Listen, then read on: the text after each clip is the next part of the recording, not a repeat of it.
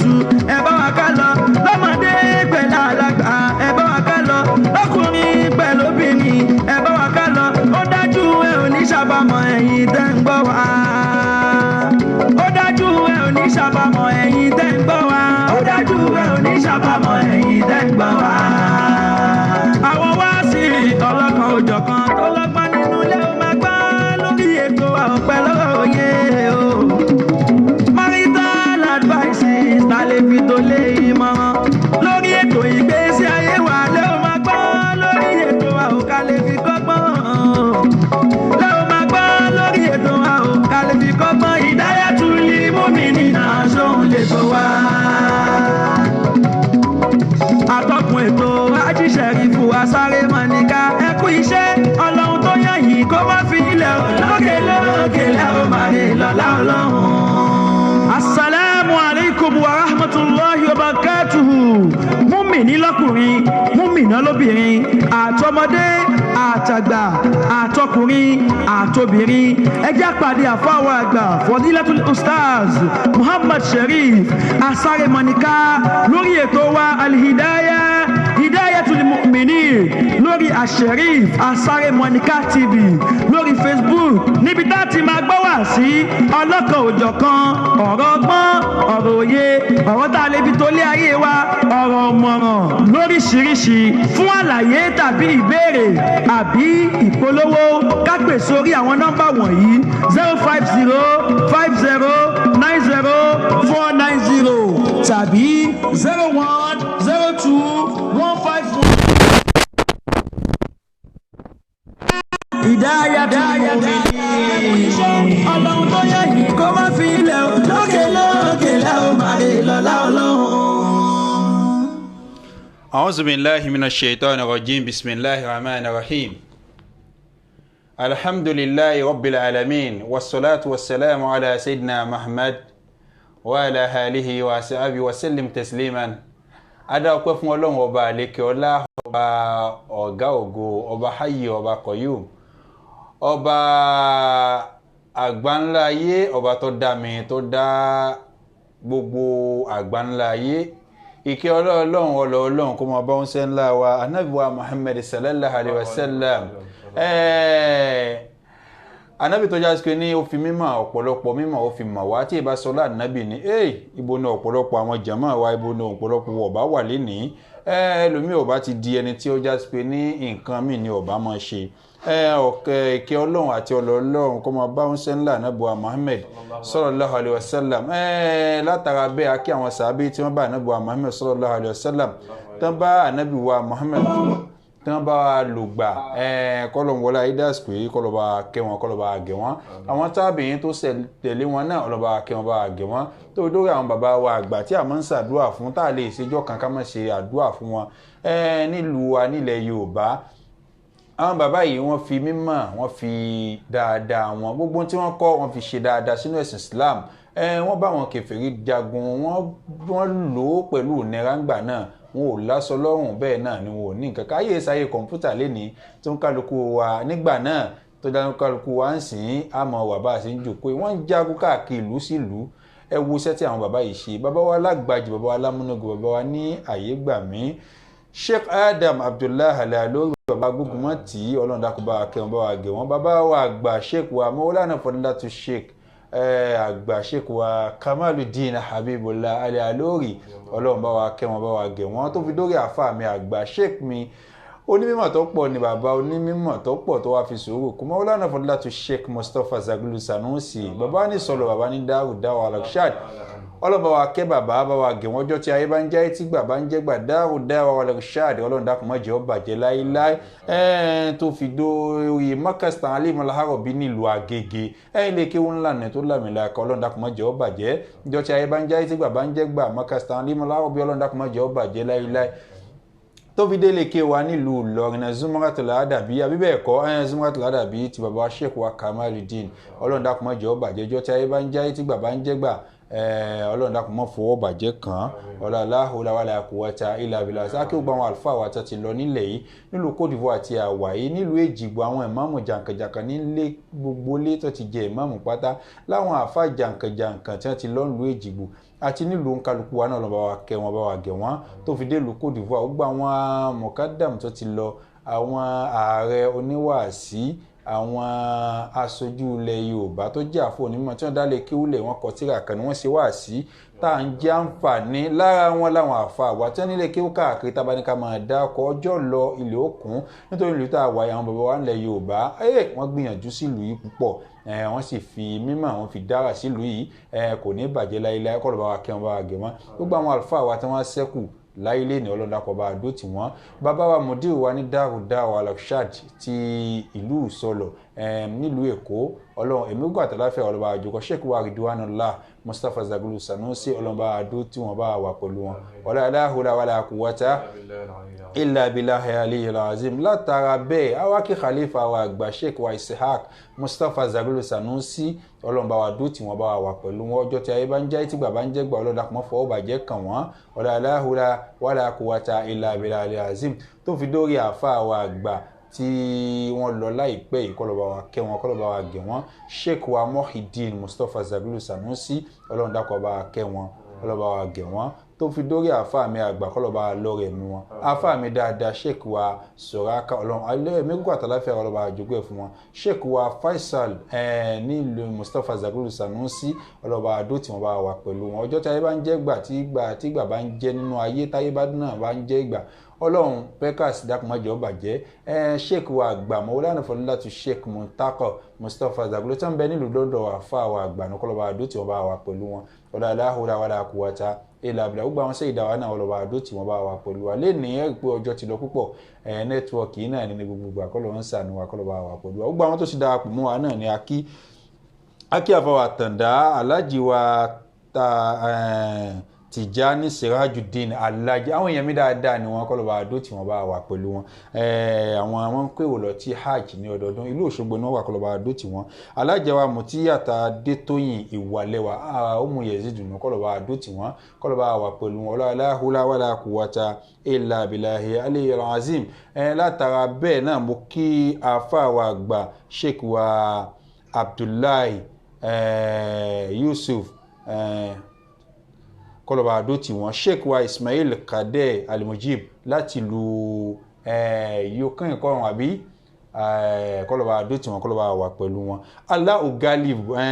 àyànfẹ́ Allahu Galibu àyànfẹ́ kọlọba àdó tí bàbá mi dáadáa ọmọ tó jọ mẹ́ta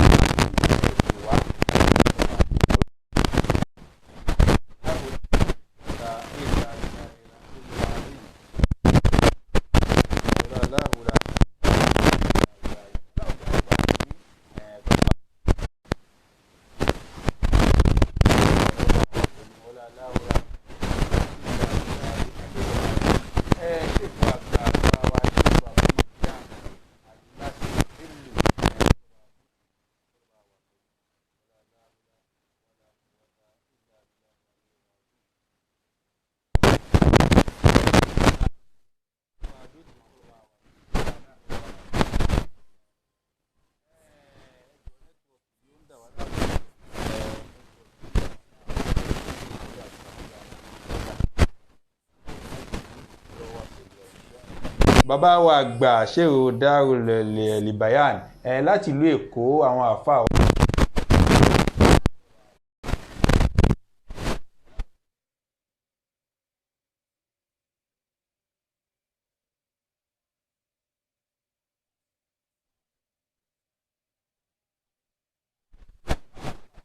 mi dáadáa nìyẹn gbogbo àná máa ń da kù mọ́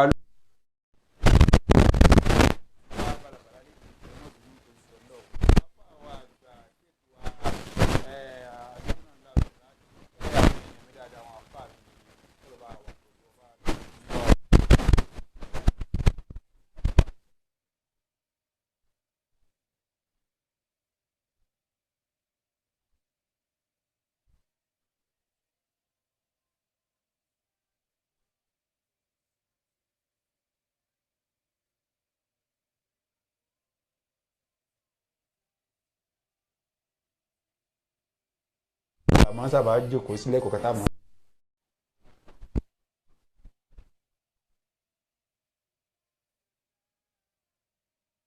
àbùbọ̀ kọ̀ọ̀hún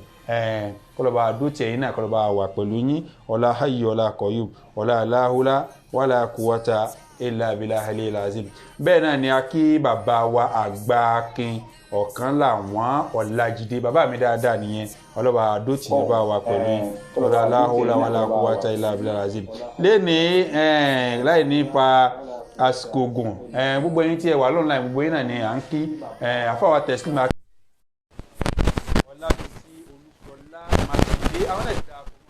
international township wọn iléeṣẹ́ yìí iléeṣẹ́ alálùbáríkà ní iléeṣẹ́ tó já sí pé ní wọ́n ń gbé ẹrù fún wa láti ìlú Èkó ni wọ́n wà ní trispe bàbá ẹ padà bá wa ṣàdúrà fún iléeṣẹ́ náà dákun má jẹ́ ó rẹlẹ̀ láíláí. akọ̀wé wọn náà ni Mr. Mákindé Ọlábísí Olúṣọlá kó tó pa parí ètò bá a ṣe wọ́n ń ṣe ní gbogbo ìgbà àtòpọ̀ olówó iléeṣẹ́.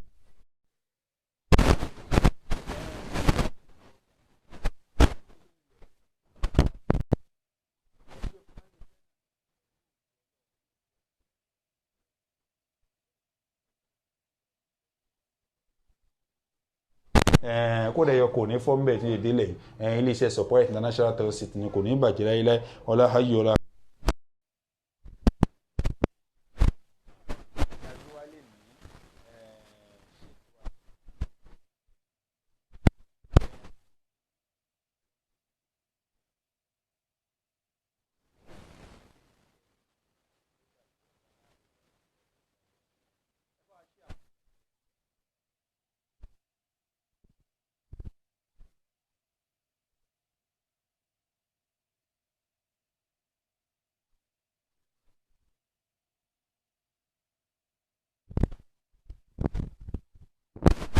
Alim Alárọ̀bí nílùú Agége ibẹ̀ náà ni wọ́n ti parí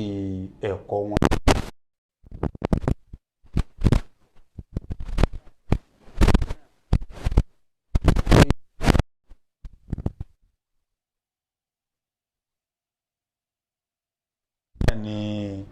Báwo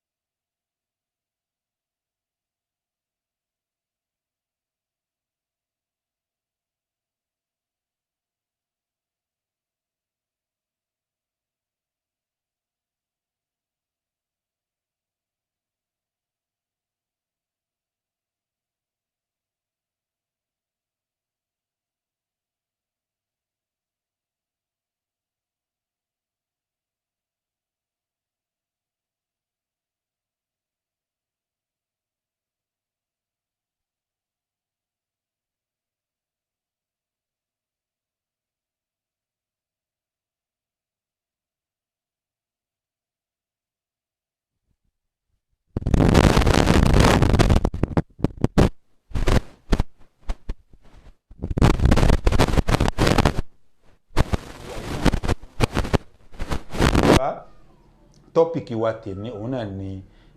báwo la ṣe lè súnmọ́ Ọlọ́run ìsúnmọ́ Ọlọ́run ọba Allah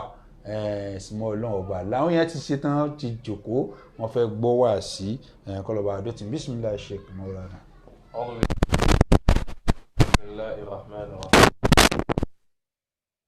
lana kitabaka wa sunnata nabiyyika zahiran wa batinan warzuqna al-amala bihima bijaizatika al-muqaddasa allahumma amin. اللهم إنا نسألك من خير ما سألك منه نبينا محمد ونعوذ بك من شر ما استعاذك منه نبينا محمد أن تيسر لنا مطلوبنا وأن تهدي لنا منه نبينا محمد وأن ترفع لنا مقامنا إنك على كل شيء قدير. adọ́pẹ́ fún Ọlọ́run atọrọ ìkẹ́ àti ìgẹ̀ fún Ànábì wa Muhammad. ẹ̀yin àti bọ́ọ̀nù ṣé voice ẹ̀ ń jáde. atara Ànábì wa Muhammad àkí gbogbo àwọn ẹni Ọlọ́run tí wọ́n ti lọ, àwọn tí wọ́n fi ìmọ̀ tí wọ́n fi sọ tiwa dire, látòrí Maulana Sheikh Adam Abdullah Al-Aluri tó fi dórí àwọn òbí wa tí àwọn náà ti bọ́ sọ́dọ̀ Ọlọ́run tó ti bọ́ sálù kìyàmà. ọ̀dàkùnbà sàlékún ìkẹ́ àti ìgẹ̀ fún wọn. gbogbo àwọn tí wọ́n ní ẹ̀tọ́ àdúrà lórí wa, ní àwọn àfáà wa, ní àwọn aṣíwájú wa, ọlọ́dàkùnbà wa pẹ̀lú ẹnì kọ̀ọ̀kan wa. la ilaha illallah ala Muhammad rasulullah. mo darí kíkín ní padà sínú ètò yìí, ètò albarka asharif. ọlọ́dàkùn ọba tí ó ti ń fún yín ṣe látàná, tí ti ń kọ́ yín máa ṣe, ọlọ́dàkùn mọ́ padà lẹ́yìn. àmín. àìní kan yín máa ṣe mọ́, ọlọ́dàkùn má jẹ́ ó ṣẹlẹ̀ sí yín. àmín. ẹ̀ tí ń ṣe àwọn èèyàn tí ń gbádùn yín, àìní gbádùn yín mọ́, ọlọ́mọjọ́ ṣẹlẹ̀ sí yín. àmín. gbogbo àwọn olólùfẹ́ yín tí wọ́n ń dá sí, tí wọ́n ń fi owó, tí wọ́n fi ń dá sí, tí wọ́n ń fi ara, tí wọ́n fi ń dá sí, tí wọ́n fi dátà níná, ìmọ̀ dá sétò tí wọ́n fi gbogbo ẹ̀ tí wọ́n fi ń dá sí lórí wípé kí Asharif Da'wa kó má bàa ṣubú, kó má bàa bàjẹ́, ọlọ́dàkùn má jẹ́ ó bàjẹ́ láéláé. àmín. la ilaha illallah. ibi tẹ́ni kọ̀ọ̀kan wọn tí wọ́n ti ń yọ owó, tí wọ́n ti ń ra dátà, ọlọ́dàkùn má jẹ́ ó tán bẹ̀ láéláé. àmín. la ilaha illallah. albarka Muhammad rasulullah. a fi àsìkò yìí a fi kí gbogbo àwọn àfáà tí wọ́n ti wá sórí ètò, tí wọ́n ti wá ṣe àwọn prógrámù lóríṣiríṣi, tí wọ́n ti kọ́ wa ní àwọn ẹ̀kọ́ oríṣiríṣi. gbogbo àwọn ààyè tí wọ́n ti yọ mímọ̀ náà, tí wọ́n ti ná, ọlọ́dàkùn ibùdó ní má jẹ́ ó gbẹ láéláé. àmín. la ilaha illallah wala Muhammad rasulullah. mo rò yí pé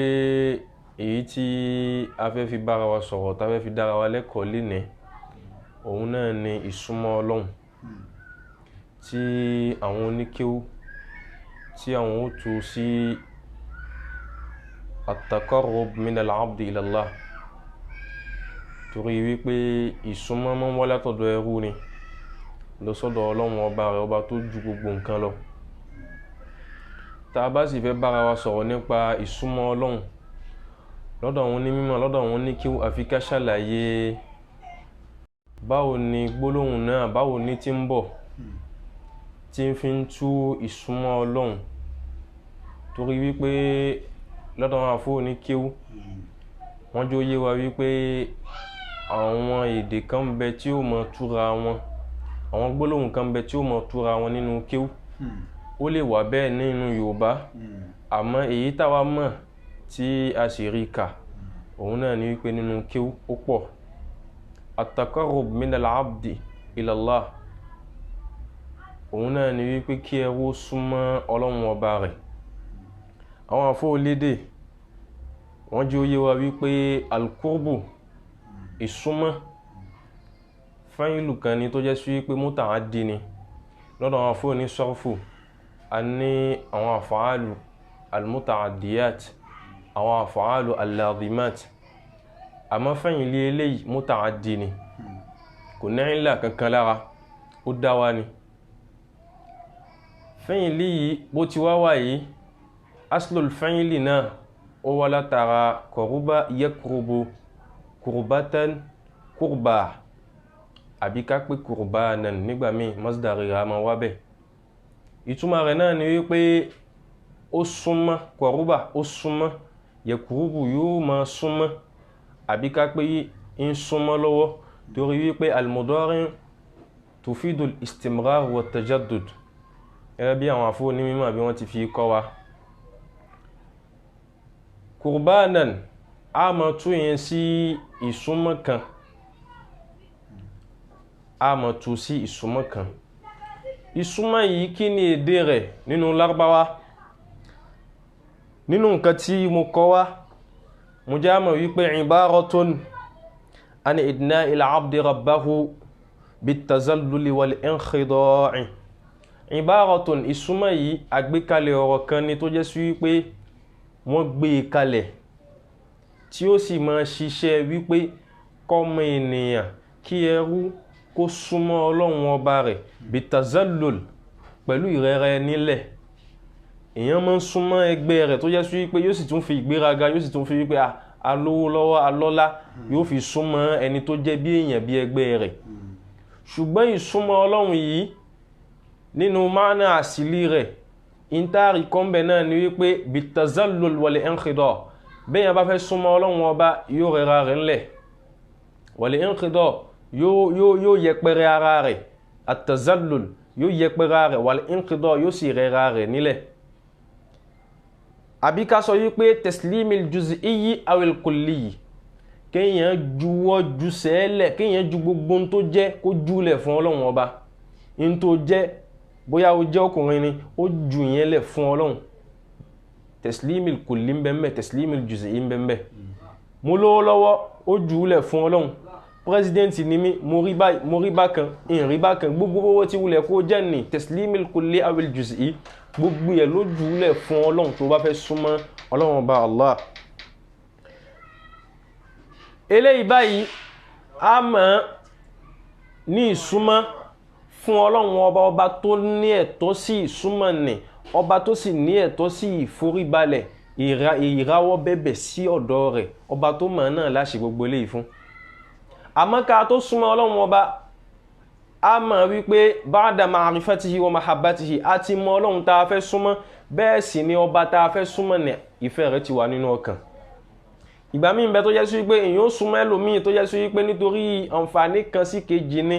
kò sífẹ́ náà ti tẹ́lẹ̀. Èyàn á sì mọ́ súnmọ́ ẹlòmíì nítorí ìfẹ́ téèyàn ní sí. Àmọ́ gbogbo ìsúnmọ́ tí ó bá máa tú ìsúnmọ́, èyí tá a bá fẹ́ ṣe sí ọlọ́run ọba yóò máa ní àwọn ìtumọ̀ tí ó yàtọ̀, yóò sì máa ní àwọn ìtumọ̀ èyí tí ó tayọ gbogbo ìtumọ̀ tá a bá lè fún ìsúnmọ́. Nítorí wípé ìsúnmọ́ ọlọ́run ọba ìsúnmọ́ kan ni tó jẹ́ sí wípé èyàn ó súnmọ́ ọlọ́run ọba lẹ́yìn mímọ̀ téèyàn bá ti mọ ọlọ́run ọba, èyàn ó sì símọ́ ọlọ́run ọba lẹ́yìn ìfẹ́ téèyàn bá ti ní. Àbí ká sọ wípé huwa al-inhiyash. Al-inhiyash òun náà ni wípé kéèyàn bá bàrà ọlọ́run ọba wípé ọlọ́run lọ́ba alárànṣe, òun lọ́ba aláàánú. Èyàn ó súnmọ́ ọlọ́run ọba ní súnmọ́ wípé ọlọ́run ó ti rí mi pé mi ò jẹ́ nǹkan kan, ìrẹ́ lọ́ba tó jẹ́ nǹkan. Ọlọ́run ó ti rí wípé ẹni ìyẹpẹrẹ ni mí, ìrẹ́ lọ́ba oníyì. Orí mi wípé mi ò débì kankan, ìrẹ́ lọ́ba tó ju gbogbo ẹ̀ lọ. Al-inhiyash ó súnmọ́ ọlọ́run ọba ní súnmọ́ wípé gbogbo tó tóbi ọlọ́run ọba ló ní. Inshallah. Wal inhitat ó dọ̀bálẹ̀ gbogbo tó bá wà nínú ọkàn rẹ̀, ó dẹ gbogbo ẹ̀ lẹ̀ fún ọlọ́run ọba níyányán tó jẹ́ sí wípé kò ní sí kan tí ó ṣẹ́kù lára rẹ̀, ọkàn rẹ̀ ó mọ́, àtàrà àtọkàn gbogbo ẹ̀ ló fẹ́ ṣiṣẹ́ látara ìsúnmọ́ ọlọ́run ọba. Bí ad'iyatin, èyàn á máa súnmọ́ ọlọ́run ọba pẹ̀lú àwọn àdúà lóríṣiríṣi èyí tí ó jẹ́ sí wípé kò lóǹkà. Wa adhikarin, èyàn á sì máa súnmọ́ ọlọ́run ọba pẹ̀lú àwọn ìrántí, àwọn àdhikar, àwọn ìrántí ọlọ́run kan tó jẹ́ sí wípé kálukú ní ó ní lọ́dọ̀ ara rẹ̀. Ó ní tó fi rántí ọlọ́run ọba, èmi náà ní tí mo fi rántí ọlọ́run ọba tẹ́nìkan ò mọ̀. Bá ti bí kálukú ti wá ní títí ẹni yóò máa yàtọ̀tọ̀ síra wọn. Àmọ́ gbólóhùn kan tí ó kó ti tèmi àti títí ẹjọ́ òun náà ní ìsúnmọ́ ọlọ́run ọba. Inshallah. Awradin, èyàn sì máa súnmọ́ ọlọ́run ọba pẹ̀lú wípé kí èyàn máa ṣe wírìdí. Àwọn bàbá wa wọ́n á máa ṣe wírìdí, wọ́n á máa fi súnmọ́ ọlọ́run ọba, wọ́n ṣe halka, wọ́n ṣe záwíyà, oríṣiríṣi gbogbo eléyìí tí wọ́n ń ṣe yẹn, anfas gbogbo tí wọ́n ń ṣe yẹn, wọ́n fi ń súnmọ́ ọlọ́run ọba ni. Gbogbo ẹ̀ pátápátá yóò máa bẹ lábẹ́ ìsúnmọ́ ọlọ́run ọba ni. Bi ayati siratin tusahhilu lil mutaqarribi nahwa mawlahu. Èyíkéyìí àdúà, èyíkéyìí gbólóhùn, èyíkéyìí ìrántí tí wọ́n bá mọ̀ tó bá lè fi súnmọ́ ọlọ́run ọba tó dá, òun ni àwa gbà wípé èyàn fi súnmọ́ ọlọ́run ọba. Imma bila ilaha illallah, nínú kó máa ṣe la ilaha illallah kó máa fi súnmọ́ ọlọ́run ọba, àbí kó máa ṣe subhanallah walhamdulillah wala ilaha illallah allahu akbar wala hawla wala quwwata illa billah. ìrun náà ìrántí kan ni, èyàn fi súnmọ́ ọlọ́run ni. Nínú ẹ̀ náà ni àsàlátù fún oníṣẹ́lá nẹ́bùwà Muhammad. Àwọn ẹlòmíì mẹ́ tó jẹ́ sí pé àsàlátù lẹ́wọ́n fi súnmọ́ ọlọ́run ọba. Gbogbo táwọn bá fẹ́, táwọn bá ti fàsàlátù ṣáájú, gbogbo ẹ̀ pátápátá ọlọ́run ó sì fi lé wọn lọ́wọ́. Ẹlòmíì sì mẹ́ tó jẹ́ sí pé àzìkárù ni, ẹlòmíì bẹ àwọn orúkọ ọlọ́run kan tó jẹ́ sí pé ó pamọ́ sí ọ̀pọ̀lọpọ̀ èèyàn àyàfi àwọn tí wọ́n nímọ̀ nípa rẹ̀ tí wọ́n wà ni wọ́n mọ̀ táwọn fi súnmọ́ Ọlọ́run ọba gbogbo àwọn orúkọ yìí àtèyí tó jọ mọ́ gbogbo eléyìí báyìí gbogbo ẹ̀ pátápátá bí èèyàn bá ti ń ṣe àjẹsù pé ìtì fi ń ṣe kíni ìtì fi ń súnmọ́ Ọlọ́run ọba nu àmọ́ ìsúnmọ́ Ọlọ́run ọba ni ó ní oníranran ó sì pín àmọ́ nínú tí mo kọ wá mo jẹ́ mọ̀ wípé ìsúnmọ́ Ọlọ́run ọba ni ó pín sí ọ̀nà mẹ́rin ọ̀tọ̀ọ̀tọ̀ alákọ̀ọ́kọ́ ń bẹ alkurubu azati ìsúnmọ́ yẹnyẹn Yorùbá tó kó tánu alkurubu zati ìsúnmọ́ yẹnyẹn báwo lè ń wá ti súnmọ́ Ọlọ́run ọba yẹnyẹn imma bi du'a ó lè máa ṣàdúà ó lè máa ṣa Kùránì ó lè máa ṣa dàláìlù ó lè ní nǹkan míì tó ń ṣe ládùá ní sísà àdúà nu ìyẹn ó máa fàdúà súnmọ́ Ọlọ́run ọba fil khalwa imma àdúà ni ìyẹn ó máa súnmọ́ Ọlọ́run látara àdúà ìyẹn ó tún wá pín sí méjì imma fil khalwa ó lè máa súnmọ́ Ọlọ́run ọba ní kọ̀kọ̀ wípé èyí tí mo fi ń súnmọ́ Ọlọ́run yìí mi fẹ́ kẹ́nìkan kó rí mi ìwọ nìkan ìwọ àtọ́lọ́run nìkan lẹ́jọ́ mọ́ ríra yín níbi tó bá ti súnmọ́ Ọlọ́run ọba àwọn imma bir riyada àbí kó jẹ́ sí wípé ìsúnmọ́ Ọlọ́run tó ń súnmọ́ Ọlọ́run ni àyè gbà ẹ́ kó lọ síta kó wọlé kó bá àwọn èèyàn sọ̀rọ̀ níwọ̀nba àmọ́ kìí ṣe pé kó jáde lọ jìnà wà imma bil jahr ẹlẹ́ẹ̀kẹta nìyẹn òun ni wípé àyè wà fún níbi wípé kó mọ́ ṣàdúà kó sì mọ́ lọ kó mọ́ bọ̀ gbogbo bí tí àyè bá ti bọ́ kó ṣàdúà mẹ́ gbogbo ibikíbi tó bá ti wà kó ṣe kíni kó ṣàdúà àkọ́kọ́ nìyẹn ẹlẹ́ẹ̀kejì èyí tí ń tú ìsúnmọ́ àbí ẹlẹ́ẹ̀kejì tí ìsúnmọ́ pín sí òun náà ni alkurbu nusiki òun ni ìsúnmọ́ onímúje lọ́dọ̀ wọn nílẹ̀ Yorùbá alkurbu annusiki ìsúnmọ́ èyí tó jẹ́ ti ìmúje báwo láti mọ̀ yẹn wa yakunu dhalika fi zabuhil kabshi awil bakara eléyìí a mọ̀ níbi wípé kéèyàn sọ pé òun fẹ́ paran òun fẹ́ gúnran òun fẹ́ pa ẹran fún Ọlọ́run láti fi súnmọ́ Ọlọ́run ọba àbí kó lóun fẹ́ pa màálù láti fi súnmọ́ Ọlọ́run ọba àbí kó lóun fẹ́ pa nǹkan míì tó jẹ́ sí pé yóò fi tẹ̀jẹ́lẹ̀ láti fi ṣe kíni láti fi súnmọ́ Ọlọ́run ọba àlékiọlá ní nǹkan bí àláàlí ẹlẹ́ẹ̀kejì nínú téèyàn fi súnmọ́ Ọlọ́run nu ẹ má jẹ́ gbàgbé àwa tá a bá ń tẹ̀lé wa àkọ́kọ́ èyàn ó súnmọ́ Ọlọ́run yẹnyẹn látara àdúà ẹlẹ́ẹ̀kejì èyàn ó fi ìmúje súnmọ́ Ọlọ́run ọba èyàn ó múje síwájú Ọlọ́run pé Ọlọ́run mo fẹ́ pa eléyìí fún ìrẹ́ Ọlọ́run ọba eléyìí báyìí ààrẹ àyà kan tó dá wa lẹ́kọ̀ọ́ níwọ̀nba lórí rẹ̀ lórí alkurubu annusiki ìsúnmọ́ onímúje níbi tí Ọlọ́run tí ń bá nẹ́bùwa Muhammad sallallahu alaihi wasallam títí ń bá sọ̀rọ̀ nínú àyà kan wípé kul inna salati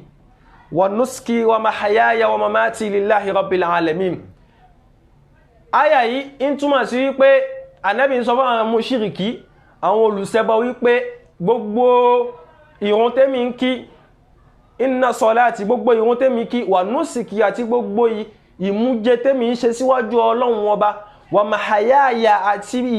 ìbẹ́ mi tí mo ń bẹ láàrin wa mamati àti àìsí mi nígbàtí ń bá símọ́ láàrin lillahi rabbil alamin ó wọ Ọlọ́run bẹ́ẹ̀ ni gbogbo èyí tí mo sì ń ṣe nítorí tọ́lọ́run ni àyà yìí àlè kàákà tú bẹ́ẹ̀ láláì mọ ìdí tí àyà náà fi sọ̀kalẹ̀ Ànábì sọ fún àwọn mùṣírìkí wípé ẹran tèmi ń pa Ọlọ́run lèmi ń pa fún in tèmi ń ṣe ní ẹ̀sìn Ọlọ́run lèmi ń ṣe tèmi fún ìṣe fún nǹkan mi kí ni sábàbù nùzúlù àyà yẹn àwọn afọ́ ní tafsiri wọ́n fi yé wa wípé nígbàtí Ọlọ́run pa Ànábì wa Muhammad láṣẹ wípé kó pa ẹran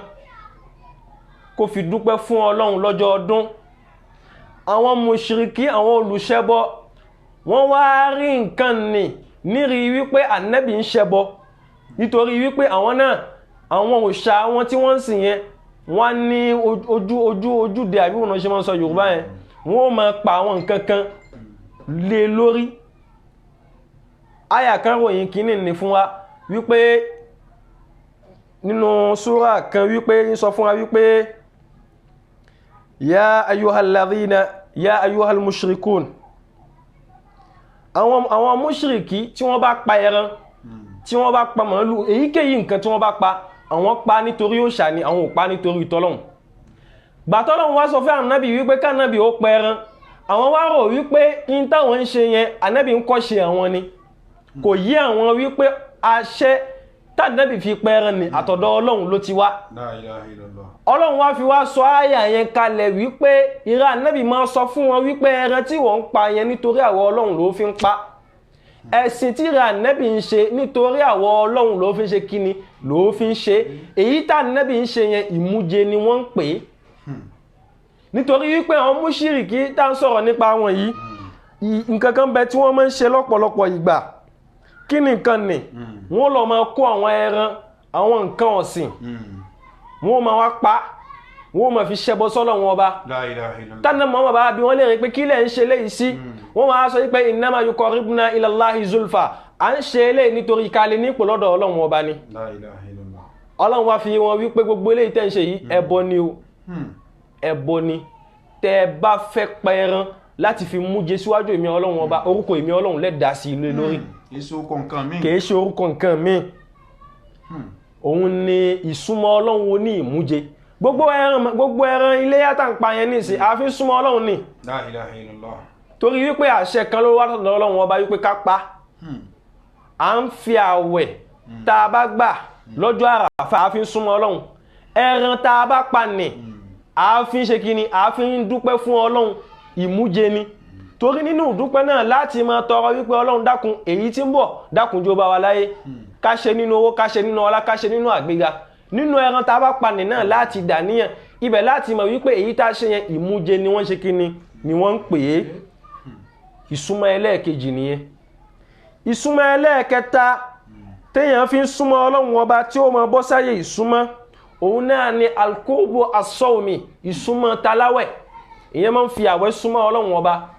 wípé mo fẹ́ mọ́ gbààwẹ̀ mo kàn fẹ́ mọ́ gbààwẹ̀ ìní kankan ti fẹ́ fi bẹ̀rẹ̀ lọ́dọ̀ Ọlọ́run mo kàn fẹ́ mọ́ fi sin Ọlọ́run èyàn máa ń ṣe bẹ́ẹ̀ èyàn á sì máa ṣe níṣe wípé mo fẹ́ mọ́ gbààwẹ̀ láti wípé kí lè máa fi rí nǹkankan lọ́dọ̀ Ọlọ́run ọba àlàyé nǹkankan bẹ tí mo fẹ́ ṣàlàyé ọ̀tọ̀ ni kurban ọ̀tọ̀ ni nusku tọ́lọ́run bá ní kí àyè rẹ̀ ó wá ìyẹn nànà rẹ̀ àmọ́ tí àyè rẹ̀ ó bá wá aṣọ di ìjọ mi ìsúnmọ́ kẹta téèyàn fi súnmọ́ Ọlọ́run ọba òun náà ni ìsúnmọ́ ti aláwẹ̀ ìyẹn máa ń gbààwẹ̀ fún Ọlọ́run ọba eléyìí a rí kọ́ nínú àyà kan níbi tọ́lọ́run ti sọ pé faman tatawwa'a khayran fahuwa khayrun lahu faman tatawwa'a khayran fahuwa khayrun lahu kí ni tàtọ́wò yìí iléeṣẹ́ ni tàtọ́wò yìí ni wípé mo fẹ́ finú fẹ́ dọ̀gbà kì í ṣe wípé Ọlọ́run ló ní o gbà ó wù mí kí n gbà mo fẹ́ gbà òun ni tàtọ́wò yìí eléyìí a rí kọ́ nínú ọ̀rọ̀ Ọlọ́run bá ti wá rí kọ́ nínú ọ̀rọ̀ Ọlọ́run ó fi rinlẹ̀ fún wa wípé èyàn máa fi àwẹ̀ èyàn máa fi ṣe kíni èyàn máa fi súnmọ́ Ọlọ́run ọba akọ́rọ̀ kan nínú ọ̀rọ̀ àdísà Ànábì Muhammad sallallahu alaihi wasallam wọ́n ní wípé àwọn ìyàwó rẹ̀ wọ́n rí ẹ̀kọ́ kọ̀kan lára Ànábì Muhammad látara wípé ká gbààwẹ̀ ká fi súnmọ́ Ọlọ́run ọba Ànábì máa ń gbààwẹ̀ láti fi súnmọ́ Ọlọ́run Ànábì sì máa ń pẹran láti fi súnmọ́ Ọlọ́run kí ni nǹkan ẹni wípé wọ́n ní Ànábì Muhammad sallallahu alaihi wasallam nítorí àsìkò mú fẹ́ mọ́ kanásù yẹn kana rasulullahi sallallahu alaihi wasallam yasumu hatta naqula la yuftir wa yuftir hatta naqula la yasum wọ́n ní Ànábì máa ń gbààwẹ̀ títí àwa sì máa rò wípé Ànábì kìí jẹun Ànábì á gbààwẹ̀ débi wípé a sì máa rò wípé àbá Ànábì kìí jẹun làbó ti di màláíkà ni bẹ́ẹ̀ sì ni Ànábì máa ń túnu a máa jẹun tó jẹ́ sí wípé jíjẹun nígbà mi tánà yìí bá já sí wọn pé àsánàbí ò ní gbààwẹ̀ mọ́ ni kìí ṣe wípé Ànábì ìyà oníjẹkújẹ àmọ́ tí wọ́n fẹ́ ká kọ́ nínú ọ̀rọ̀ náà ni wípé Ànábì ò sí àṣejù gbogbo àwọn tá mú àṣejù wá nínú ẹ̀sìn níbo la ti kọ́ ara Ànábì kọ́ ìjọ tá Ànábì bá fẹ́ gbààwẹ̀ yóò gbà á ìjọ tí ò bá ní gbààwẹ̀ kò ní gbà á ìjọ tí ó tunu yóò tunu gbogbo àwẹ̀ tí ń gbà ní kí ni fi ṣe ìfi súnmọ́ Ọlọ́run ni wọ́n lá Ànábì máa ń gbààwẹ̀ lọ́jọ́ Monday àwẹ̀ Monday tá Ànábì ń gbà ẹ̀kọ́ ò la rí kọ́mbẹ̀ ó lóun fi ń dúpẹ́ fún Ọlọ́run wípé ọjọ́ nì lòun wáyé ọpẹ́ ni ìfi súnmọ́ Ọlọ́run náà ni alqurbu as-sawmi ìsúnmọ́ taláwẹ̀ ìsúnmọ́ mẹ́tẹ̀ẹ̀ta yìí kágbá tító pẹ̀lú rẹ̀ bihaula'i as-salasa yakunu al-qurbu muhaka pẹ̀lú àwọn ìsúnmọ́ mẹ́tẹ̀ẹ̀ta yìí pẹ̀lú àwọn àlàyé mẹ́tẹ̀ẹ̀ta yìí tá a sọ wípé èèyàn fi súnmọ́ Ọlọ́run yìí ni ìsúnmọ́ ó fi kún kẹ́kẹ́ ni ó fi nítumọ̀ tó pé ba'da ma'rifatillahi wa mahabbatihi eléyìí yóò máa jẹ́ ìsúnmọ́ lẹ́yìn ìgbà tá a bá mọ Ọlọ́run ọba tá a sì fẹ́ràn Ọlọ́run La ilaha illallah. torí wípé ẹni tí ò bá mọ Ọlọ́run kò lè ṣe kíni kò lè súnmọ́ Ọlọ́run kò sì lè fẹ́ràn rẹ̀ a lè fẹ́ràn ẹni tá a bá mọ̀ ẹni tá a bá mọ̀ la máa ṣe kíni la máa ń fẹ́ abẹni tá a bá rí la máa ń fẹ́ ìgbà sì lè máa rí yẹn gbà mí náà tá a fẹ́ràn rẹ̀ torí àná Muhammad àbáláyé a máa fẹ́ràn rẹ̀ ẹni tó bá wá nífẹ̀ẹ́ Ọlọ́run tó tẹ̀lé Ọlọ́run irú ẹni bẹ́ẹ̀ ló lè ṣe kíni ló lè súnmọ́ Ọlọ́run eléyìí arí kọ́ nínú hadisi kùdìsí kan tí wọ́n gbà wá fún anábọ̀ Muhammad sallallahu alayhi wa sallam wọ́n ní Ọlọ́run sọ fún anábì yìí wípé fa'arifuni qabla an ta'buduni wa man lam ya'rifni fa kayfa ya'buduni Ọlọ́run ní ẹ mọ̀ mí kẹ́ tó máa sìn èmi Ọlọ́run torí wípé èmi Ọlọ́run ìsinmi kò gba ọgbọ́n afọ́lọ́run kan ó ní Allahu la yu'badu bil uquli balidinuhu bi shari'atin manqulu Ọlọ́run kì í àlè fi ọgbọ́n sin Ọlọ́run wípé ẹjẹ́ mọ́ní àwọn mùsùlùmí yẹn tán bá ti sàlọ̀lá ẹjẹ́ kí n tẹ́ wò báwo ni wọ́n ti ń sàlọ̀lá tán bá ti wá ṣe kìíní ẹ̀ wọ́n bomi sọ́ wọ́n fi pojú wọ́n bù sẹ́nu wọ́n fi fọ ẹnu wọ́n fi fọ imú wọ́n tún wá fi fọ orí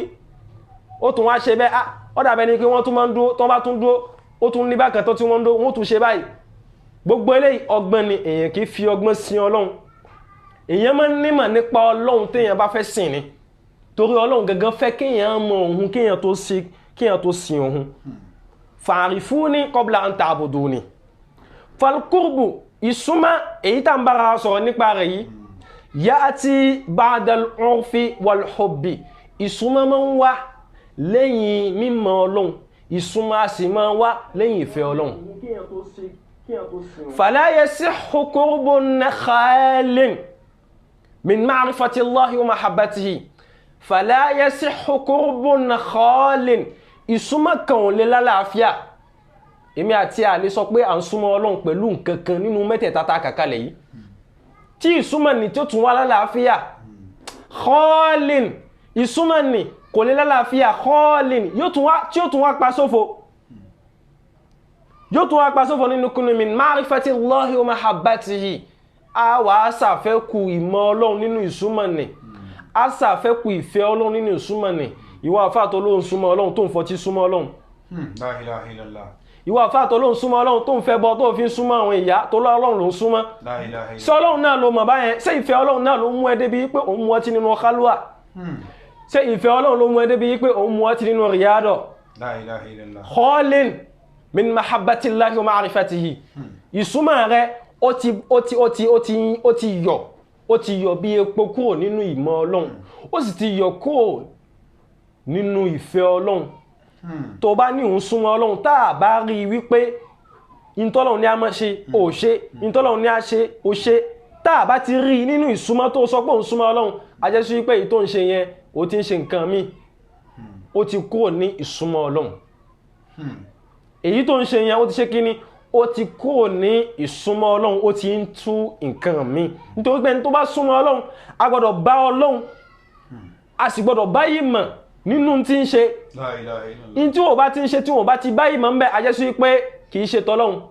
torí pé Ọlọ́run fẹ́ ká fi ìmọ̀ sí ohun àwọn bàbá nílẹ̀ Yorùbá wọ́n máa ń sọ gbólóhùn kan wọ́n ní ìmọ̀ ló làdínì kò gbọ́gbọ́n ọgbọ́n ògbé èèyàn máa ń mọ Ọlọ́run ni èèyàn kì í fi ọgbọ́n sin Ọlọ́run bó bá fẹ́ súnmọ́ Ọlọ́run o gbọ́dọ̀ mọ Ọlọ́run kó tó di pé wàá ṣe kíni wàá súnmọ́ Ọlọ́run li'anna Allaha ta'ala yu'rafu qabla kulli shay'in Ọlọ́run ọba lọba téèyàn mọ̀ síwájú gbogbo nǹkan tó bá ti dára rẹ mọ̀ wípé o ti bàlágà o ti mọ Ọlọ́run náà nù torí wípé in tó mú ẹ tó wúra rẹ wípé ó dàbẹ́ ní pé kìíní ó ti ń ṣiṣẹ́ ó ní ọ̀nà ìpé ó níbi tí ń wọ̀ ó níbi tí ń lọ ó níbi tí ń bọ̀ tó bá ti dára rẹ máa jẹ́ sí wípé Ọlọ́run ti ń jẹ́ lára rẹ nu ó ti dára ó ti mọ̀ wípé Ọlọ́run ti wà lára rẹ nu téèyàn bá ti wá mọ̀ wípé Ọlọ́run ti wà lára tòun àfi kó ṣọ́ ìwọ Ọlọ́run kó má bàa jẹ ìwọ lọ́dọ̀ Ọlọ́run kó má dà nǹkan mí pọ̀ mọ́ Ọlọ́run kó má dà nǹkan mí pọ̀ mọ́ Ọlọ́run ọba ìmọ̀ Ọlọ́run yìí òun ni tí ń ṣáájú gbogbo nǹkan nítorí wípé wa bil urfi na'buduhu ìmọ̀lá fi ń sin Ọlọ́run ọba wa fi ibadatihi nuti'uhu nínú ìsìn náà láti ń tẹ̀lé Ọlọ́run ẹ̀rí tá bá wà ní kékèké tá bá ti dá nǹkan kan mọ̀ àwọn bàbá wọn wá lọ mọ́sálásí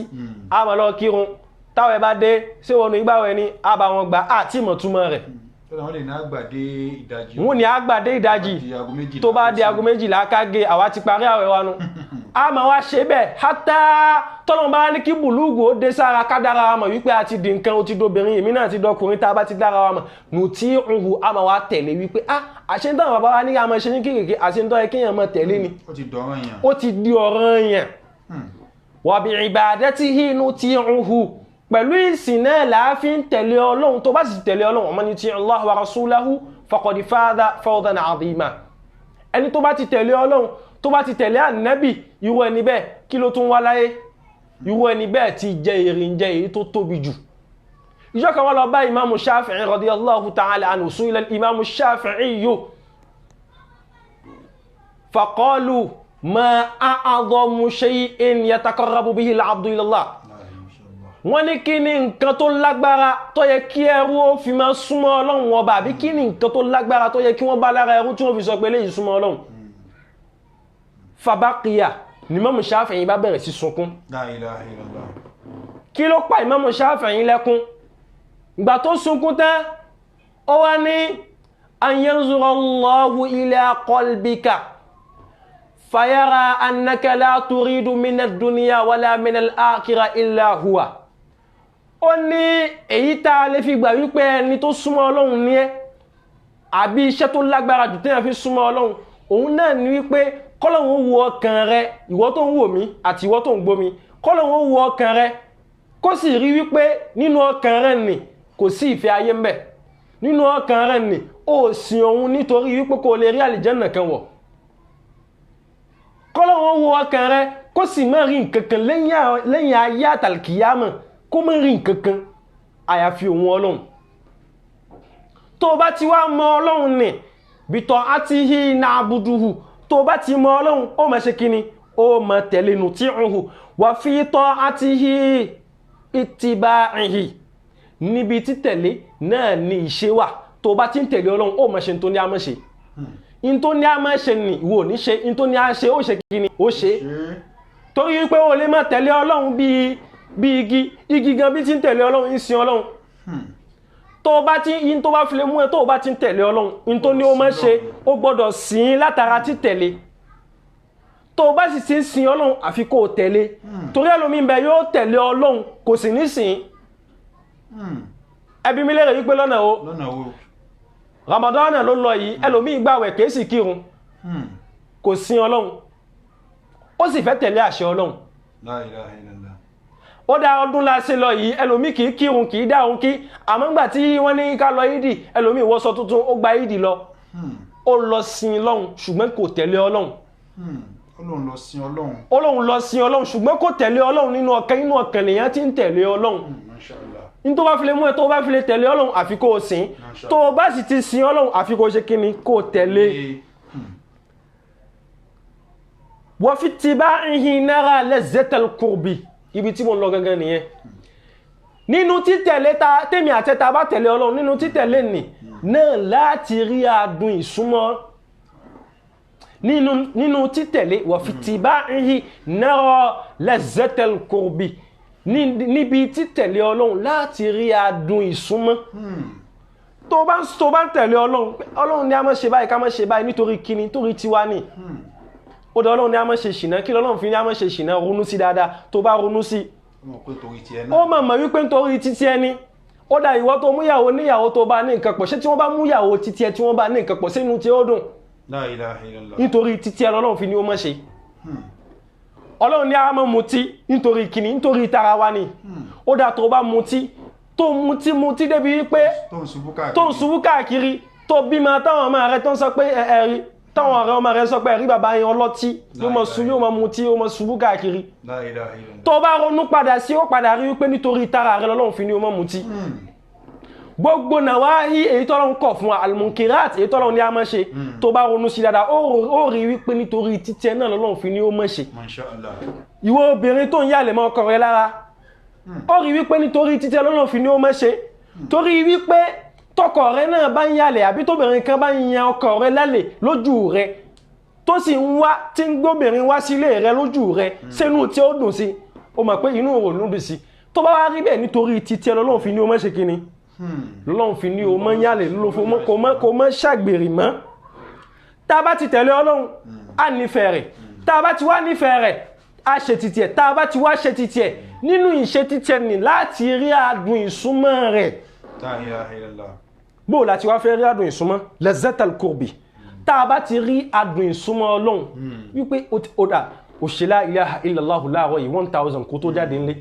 ó wá dé ìsọ̀ gbogbo àwọn tí wọ́n wá ń wá síwájú ṣọ́ọ̀bù rẹ̀ ni wọ́n bá ìrà nǹkan kò sẹ́ni tó fọwọ́ pa ọjà rẹ̀ tó lọ nítorí la ilaha illallah tó ṣe láàárọ̀ ìkó tó jáde ṣó mọ̀ wípé bó ó ṣe la ilaha illallah ó jáde ńlé èní wá dùn fún ọ ó ṣoore fún ẹ ṣó mọ̀ wípé in tó ṣe yẹn wà máa ronú sí wípé àṣí tí mo bá ń ṣe ju la ilaha illallah 1000 lọ àṣí tún máa rí ju tí mo rí yìí lọ ìtumọ̀ rí ju tẹ́lẹ̀ lọ lazzatal qurbi yóò máa rí adùn ìsúnmọ́ téèyàn bá ti ń tẹ̀lé Ọlọ́run ìmọ́lẹ̀ ó máa wà lára rẹ̀ gbogbo tí bá ń fẹ́ yóò máa ṣe kíni yóò máa jẹ́ títí ẹ̀ wa bi mahabbatihi nargabu ilayhi al-qurba da'iman téèyàn bá sì ti rí adùn ìfẹ́ téèyàn bá ti rí adùn ìsúnmọ́ dandan yóò fẹ́ràn ẹni téèyàn ń súnmọ́ ó ti rí adùn látara ẹni tó ń súnmọ́ àfi kó fẹ́ràn rẹ̀ la ilaha illallah béèyàn bá ti rí adùn lọ́dọ̀ Ọlọ́run wípé ayé pé tí má ṣe nǹkan báyìí Ọlọ́run fi ṣe fún mi tó bá ti rádùn dandan ó nífẹ̀ẹ́ Ọlọ́run kò sí ìfẹ́ kan tí ó borí ìfẹ́ Ọlọ́run nínú ọkàn rẹ mọ́ tó bá ti wá rí ìfẹ́ Ọlọ́run ọba èyí nì ní òní jẹ́ ó dààmú mo sọ nínú orin mi kan tí mo kọ tí mo sọ àkọlé rẹ̀ ní wípé lọ mọ Ọlọ́run báwo ni mo ti gbé orin yẹn wá mọ́ ní kayfa yad'u Allah kulli jahilun ẹni tí ó mọ Ọlọ́run báwo ni ó ṣe pé Ọlọ́run tọ́lọ́run fi dá lóhùn ajizun an hakihi aw ghafilun ẹni tó kágara nípa tọ́lọ́run ní a máa ṣe ẹni tó sọ̀lẹ̀ níbi ìsìn Ọlọ́run báwo ni ó ti pé Ọlọ́run ìwọ tó yọlẹ̀ fún ara rẹ̀ báwo ló ti fẹ́ pé Ọlọ́run tí ó dá Ọlọ́run ghafilun ìwọ tó fọ́nú fọ́ra Ọlọ́run ni ó ṣe sàárà ó ní kíni sàárà o sọ́lọ́run ló pa ó sí mi lápò ni la ilaha illallah Ọlọ́run ni ó ṣe dáadáa ó ní kíni dáadáa o sọ́lọ́run ni ó community ṣe ni ghafilun ó fọ́nú fọ́ra níbi ẹ̀tọ́ Ọlọ́run bó ló ti fẹ́ pé Ọlọ́run tí ó dọ̀ Ọlọ́run masha Allah isbi'u fillahi nadha mustahikina pẹ̀lú ìmọ̀ Ọlọ́run lèyàn fi ń dára rẹ̀ lójú wípé èmi mo jẹ́rìí Ọlọ́run ẹlòmíì jẹ́rìí èṣù ẹlòmíì jẹ́rìí nǹkan mi ẹlòmíì jẹ́rìí Ọlọ́run ìmọ̀ Ọlọ́run ni ó jẹ́ kó jẹ́rìí wípé tèmi bá pé Ọlọ́run yóò dá mi lóhùn la ilaha illallah wa bihi nargabu fi ta'atihi ìmọ̀ Ọlọ́run ni ó máa jẹ́ ká máa sojú kòkòrò níbi ìsìn rẹ̀ tó bá ti mọ̀ Ọlọ́run ó máa wò wípé wákàtí márààrún ò gbọ́dọ̀ bọ́mọ mi lọ́wọ́ àwẹ̀ ò gbọ́dọ̀ dé kí ní nígbà àbí kí mọ̀ọ́mọ̀ sọ wípé mi nígbà ìmọ̀ Ọlọ́run ni ó jẹ́ kó ṣe kíni kó mọ bó ti fẹ́ súnmọ́ Ọlọ́run wa yazuqu ta'ama qurbin basilun ìmọ̀ Ọlọ́run ni basilun akọgun ní fi máa ń rí adùn ìfẹ́ mandara khafa mo sọ láyé kan wípé mandara khafa ẹni tó bá mọ̀ Ọlọ́run yóò bẹ̀rù rẹ̀ o ẹni tó bá fi lè mọ̀ Ọlọ́run ẹni tí ò bá bẹ̀rù Ọlọ́run kò mọ̀ Ọlọ́run la ilaha illallah ẹni tí ò bá fi lè bẹ̀rù Ọlọ́run kò mọ̀ Ọlọ́run bàbá mudirul markaz adamallahu hayatahu gbàtà wọn lè kọ́ wọn sọ gbólóhùn kan wọ́n ní man khafa Allaha yakhafuhu kullu shay'in ẹni tó bá fi lè bẹ̀rù Ọlọ́run gbogbo nǹkan ni ó máa bẹ̀rù rẹ̀ ó nídìí láti máa lo ọ̀wọ̀ tó bá ti bẹ̀rù Ọlọ́run àwọn èèyàn wọ́n máa fún ọ lọ́wọ́ rẹ̀ la ilaha illallah ó nídìí láti máa sánbàntẹ́ tó bá ti bẹ̀rù Ọlọ́run bá ti wà lára rẹ̀ Ọlọ́run ó máa fi ṣọ́ rẹ̀ ṣọ́ mandara khafa ẹni tó bá mọ̀ Ọlọ́run yóò bẹ̀rù Ọlọ́run wa man khafa dara ẹni tó bá fi lè bẹ̀rù ajẹ́sí pé òun ti mọ̀ Ọlọ́run nù khif èyí tí mo fẹ́ sọ fún ẹni pé bẹ̀rù Ọlọ́run wádò dákun mọ́ yípo fíhàn fíhì nínú ìmọ̀ Ọlọ́run yà wá sí ìwọ tó fẹ́ tètè wà sọ́là ìwọ tó fẹ́ tètè rí Ọlọ́run ìwọ tó fẹ́ kó jẹ́ sí gbogbo tó bá ń sọ fọ́lọ́run kó mọ́ gbọ́ dákun bẹ̀rù Ọlọ́run al-abidul haqiqiyyu ẹ̀rí olùsìn Ọlọ́run èyí tí ń sìn pẹ̀lú òdodo yatakarrabu ila mawlahu yóò máa súnmọ́ Ọlọ́run ọba rẹ̀ ọ̀gá rẹ̀ bil fuduli pẹ̀lú àwọn ilé iṣẹ́ fil a'mal nínú gbogbo tí bá ń ṣe nínú gbogbo iṣẹ́ tí ó máa ṣe yóò máa ṣe ilé ẹni tó bá fẹ́ súnmọ́ Ọlọ́run àkọ́kọ́ tẹ́ fi mọ̀ ní wípé yóò máa yan náfìlà torí wípé Ọlọ́run ò béèrè náfìlà lọ́wọ́ rẹ̀ ọ̀ranyàn l'Ọlọ́run béèrè àmọ́ tó bá ṣe ọ̀ranyàn tán yóò yan náfìlà yatakarrabu ila Allahi bil fuduli fil a'mali waz zawaidi fil ibadati yóò máa ṣe àwọn ilé iṣẹ́ àwọn ilé ìjọsìn àwọn ilé dáadáa nítọ́lọ́run ní a ṣe yóò ṣe yóò tún wá ṣe é lé nítorí wípé fẹ́ fi súnmọ́ Ọlọ́run ọba wa yakunu minal ladhina wassafahumul Qur'anu haythu yaqul ẹni tí ó bá máa súnmọ́ Ọlọ́run a gbọ́dọ̀ rí àwọn ìwà kan tálkùránì ń ròyìn nípa àwọn ẹni rẹ̀ kan tí ń sọ̀rọ̀ nípa nínú àyà yìí wípé innal ladhina qalu rabbuna Allah pàápàá àwọn tí wọ́n ń sọ wípé Ọlọ́run lọ́ba tiwa tí wọ́n sì páyà rẹ̀ bẹ́ẹ̀ sumastaqamu lẹ́yìn wípé Ọlọ́run làwa gbà lọ́lọ́run istaqamu wọ́n dúró lé lórí ẹlòmíì gbà wípé Ọlọ́run lọ́lọ́run amama qamu mastaqamu wọn dúró òun gbé ẹbọ káàkiri sí Ọlọ́run ló bẹ̀ ẹlẹ́bọ òun mú ọtí káàkiri gbogbo òde sí Ọlọ́run ló ní o máa ṣe yẹn tó bá ní istikọ́mẹ̀ ni ò ní gbé ẹbọ wà dúró ti Ọlọ́run tán tó bá ní istikọ́mẹ̀ ni ò ní wá ìyọ́nú ẹlòmíì lẹ́yìn ìyọ́nú Ọlọ́run torí wípé ìyọ́nú Ọlọ́run ló ju gbogbo ìyọ́nú lọ sumastaqamu lẹ́yìn wípé Ọlọ́run làwa gbà wípé Ọlọ́run lọ́lọ́run istaqamu wọ́n dúró lé lórí àwọn ẹni bẹ́ẹ̀ fala khawfun alayhim kò ní sí bẹ̀rù fún wọn gbogbo ẹni Ọlọ́run ẹ̀rọ wọn ò ní bẹ̀rù ẹni tí bá ti ń bẹ̀rù wípé bọ́ọ̀lù Ọlọ́run ti wá gbé kíní ìgbà kìí ṣẹni Ọlọ́run ẹ wò dáadáa gbogbo ẹni tó bá gbà wípé Ọlọ́run lọ́lọ́run tó sì dúró lé lórí la khawfun alayhim Ọlọ́run ló wí bẹ́ẹ̀ ó ní kò sí bẹ̀rù fún wọn kò ní sí bẹ̀rù fún wọn wala hum yahzanuna wọn ò sì ní banújẹ́ torí pé gbogbo tó bá ṣẹlẹ̀ sí wọn wọ́n gbà wípé kádàrá ni ومن الذين قال النبي الكريم عنه رسول الله صلى الله عليه وسلم tó bá jẹ́ ní tí ó súnmọ́ Ọlọ́run ó gbọ́dọ̀ wà nínú àwọn tá Nábì wa Muhammad sallallahu alaihi wasallam tí fi ń dá wa lẹ́kọ̀ọ́ nípa wọn wípé inna Allaha ta'ala qala ó ní Ọlọ́run ọba lékè ọlá sọ wípé man 'ada li waliyan ẹnikẹ́ni tó bá gbógun ti olólùfẹ́ mi Ọlọ́run ọba olólùfẹ́ pọ̀ nínú Ọlọ́run èyàn máa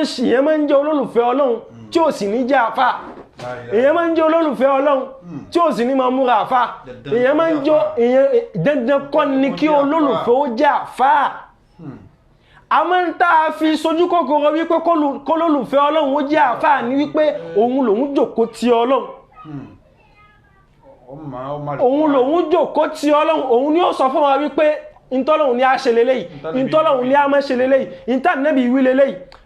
la fi fẹ́ rí olólùfẹ́ Ọlọ́run la fi fẹ́ rí ayọ̀ Ọlọ́run lọ́pọ̀lọpọ̀ ìgbà nínú àwọn àfáà Ọlọ́run wọ́n sọ fún Ànábì pé man 'ada li waliyan ẹni tó bá gbógun ti ọ̀rẹ́ ayọ̀ èmi Ọlọ́run ọba ẹni tó bá gbógun ti wòlíì èmi Ọlọ́run ọba faqad adhantuhu bil harbi ìwọ ẹni bẹ́ẹ̀ èmi Ọlọ́run gangan ní fi ara mi ní palẹ̀mọ́ ogun ní gbètí ẹni tó bá gbógun ti wòlíì èmi Ọlọ́run gangan ní ṣe kíni ní gbógun ti wa ma taqarraba ilayya 'abdi bi shay'in ahabba ilayya mimma aftaratuhu alayhi Ọlọ́run sọ fún Ànábì wípé ẹrú mi kan wòlíì mi kan kò ní súnmọ́ èmi Ọlọ́run ọba pẹ̀lú nǹkan kan tí èmi Ọlọ́run ọba lékè ọlá tí mo fẹ́ràn sí tí mo fẹ́ kó máa ṣe fún èmi Ọlọ́run ọba tí mo fẹ́ kó máa pé nínú ẹ̀tọ́ èmi Ọlọ́run ọba illa hatta minan nawafil nínú àwọn ilé iṣẹ́ ma taqarraba ilayya 'abdi bi shay'in ahabba ilayya mimma aftaratuhu alayhi ẹrú mi ò níyẹ ò nígbò lẹ́ni tí ó máa súnmọ́ mi pẹ̀lú nǹkan tẹ́mi Ọlọ́run fẹ́ràn sí àyàfi kí n fẹ́ àfi kí n ṣe tiẹ̀ wala yazalu 'abdi yataqarrabu ilayya bin nawafil hatta uhibbahu ẹrú mi ò níyẹ ò nígbò lẹ́ni tí ó máa súnmọ́ mi pẹ̀lú àwọn ilé iṣẹ́ yóò máa yan náfílà yóò máa ṣe dáadáa gbogbo dáadáa rẹ̀ tí bá ń ṣe kò ní lóǹkà kò ní fi ẹnu bá dáadáa rẹ̀ jẹ́ Ọlọ́run ní ẹrú mi kan ò ní ṣe bẹ́ẹ̀ hatta uhibbahu àfi dìgbà tèmi Ọlọ́run tí ń fẹ́ràn rẹ̀ àbí kò sọ wípé ẹrú mi ò ní ṣe bẹ́ẹ̀ àfi kémi Ọlọ́run kí ń fẹ́ràn rẹ̀ fa idha ahbabtuhu ọlọ́run ní tí ń bá wá fẹ́ràn rẹ̀ tí ń bá fẹ́ràn rẹ̀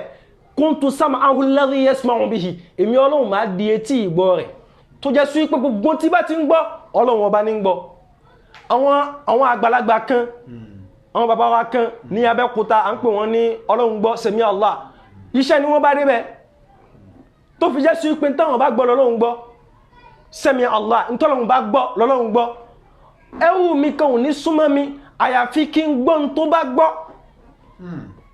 ẹrú mi kan ò ní súnmọ́ mi àyàfi kí n gbọ́ n tó bá gbọ́ wa basarahu alladhi yabsiru bihi àyàfi kí n di ojú rẹ̀ kí n rí n tí bá rí ntẹ́rù mi bá rí náà ní rí afọlọ́rin kan ní qulubul awliyahi qulubul arifina laha uyunun tara ma la yarahu al-mubsiruna ó ní ọkàn àwọn ẹni ọlọ́run àwọn ọkàn àwọn tí wọ́n sábà máa súnmọ́ ọlọ́run ọkàn wọn máa rí tó jẹ́ sí pé ẹlòmí ò lè rí ló fi jẹ́ sí pé tí wòlíì ọlọ́run mi bá ń sọ̀rọ̀ ẹlòmí ò máa wí pé wèrè ni àbí kò mọ̀ tí ń sọ bẹ́ẹ̀ sì ni tí ń sọ̀rọ̀ pẹ̀lú ruhul ilahi ruhul qudsi ń sọ̀rọ̀ pẹ̀lú ẹ̀mí mímọ́ ẹrú mi kan ò ní nífẹ̀ẹ́ mi kò ní tẹ̀lé mi ọlọ́run pẹ̀lú tèmi fẹ́ kó fi tẹ̀lé mi àyàfi kí n di etí ìgbọ́ rẹ̀ kí n di ojú rẹ̀ kí n di ọwọ́ rẹ̀ gbogbo tẹ́rù mi wá fọwọ́ bà yóò sì máa rí bẹ́ẹ̀ àwọn bàbá wa inda salati yawmun la yawma ìdí iṣẹ́ ni wọ́n bá débẹ̀ wọ́n fẹ́ ntọ́lọ́hun fẹ́ ni wọn ò mutí gbogbo ntọ́lọ́hun ní a máa ṣe wọn ò ṣe èyí tọ́lọ́hun ní a ṣe ni wọ́n ń ṣe lọ́wọ́ fi jẹ́ sí wípé táwọn bá fẹ́ lọ́lọ́hun fẹ́ ìjọ táwọn bá ní ọlọ́hun eléyìí náà ni kó rí bẹ́ẹ̀ bẹ́ẹ̀ náà ni ó rí ngbàtà bẹ̀rẹ̀ kí a gbọ́ lọ́dọ̀ àfáwà kan wípé bàbá kan wọ́n lọ bá Shehu Inda Salati radiyallahu ta'ala anhu wípé bàbá ìyàwó mi ń bẹ nínú oyún àmọ́ kìkì obìnrin ní bí mo sì fẹ́ kó bí ọkùnrin bàbá wa ní máa lọ bó ti wí gbólóhùn náà tán bàbá wa sọ fún pé máa lọ ó ní bàbá èyí tí mo wí fún yín kọ́ bàbá ní máa lọ ó tún wá ń dáwọ́tì bàbá tó wá sọ fún wípé wọ́n ní bàbá wá gbójú wo sánmà wọ́n rí nǹkan kan wọ́n wá sọ fún wípé ọkùnrin tí ó bí báyìí ní orí bàbá rí bẹ́ẹ̀ lọ́dọ̀ Ọlọ́run bàbá wá sọ fún ó wá lọ ní tí bàbá Shehu Inda Salati tí wọ́n sọ fún náà ló bá ní tí bàbá sọ fún náà ló bá kí ló jẹ́ kó rí bẹ́ẹ̀ wọ́n tẹ̀lé Ọlọ́run ni wọ́n súnmọ́ Ọlọ́run ni lọ́lọ́run fi fẹ́ wọn ní tí wọ́n bá wí lọ́lọ́run wí ní tí wọ́n bá gbọ́ lọ́lọ́run gbọ́ ní tí wọ́n bá rí lọ́lọ́run ṣe kíni lọ́lọ́run rí Ọlọ́run ní tó bá wá di bẹ́ẹ̀ gbogbo tí ẹwù mi nì tó bá béèrè lọ́wọ́ èmi Ọlọ́run gbogbo ẹ̀ ní ṣe fún èmi Ọlọ́run ìní fi kánlẹ̀ láláì ṣe kíni láláì ṣe fún la'in sa'alani la'utiyannahu tó bá béèrè nǹkan lọ́wọ́ mi ń fún wa la'in ista'adhani la'uziyannahu tó bá wá ìṣọ́lọ́dọ̀ èmi Ọlọ́run pé Ọlọ́run nǹkan báyìí ń fẹ́ Ọlọ́run ò sì ní ṣe fún eléyìí àrí ọ̀rọ̀ yìí kọ́ lọ́dọ̀ Ọlọ́run ọba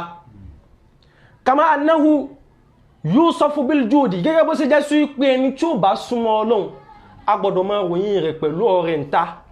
yusufu bil judi a gbọ́dọ̀ máa ròyìn rẹ̀ pẹ̀lú kíni ọrẹ ńta wal atahi àti kíni àti ẹ̀bùn wal infaqi fi sabili rabbihi a sì gbọ́dọ̀ máa ròyìn rẹ̀ wípé ẹni yìí máa ń náwó sójú ọ̀nà Ọlọ́run bí àṣẹrífù bó ti wà yìí nísì ètò albarka tá ń ṣe yìí nísì a mọ̀ ní alhidaya a mọ̀ ní àwọn nǹkan tó jẹ́ sí pé wọ́n